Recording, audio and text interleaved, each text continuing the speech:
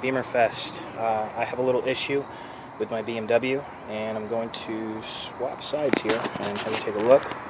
I got the top plate off and the cabin air out, okay?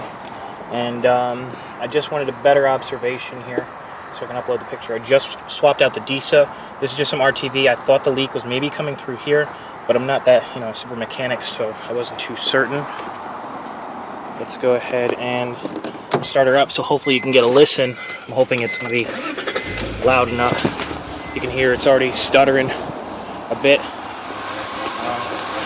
hope you can hear it. It sounds like it's down in here or in the Disa itself, but I just swapped a brand new Disa out.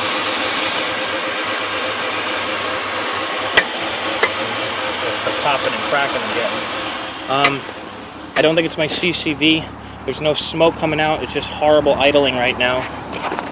So I'm gonna turn that off. Okay. I've done an air filter replacement.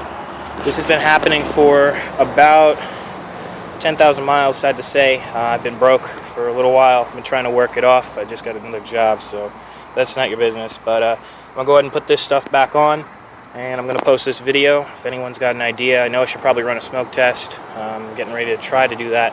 But I think it sounds like it's coming from in here, inside the, I think this is called the manifold or something like that, or it's down in there. I checked my upper and lower boots. I forgot to tell you, both are good. The upper boot especially, the lower boot.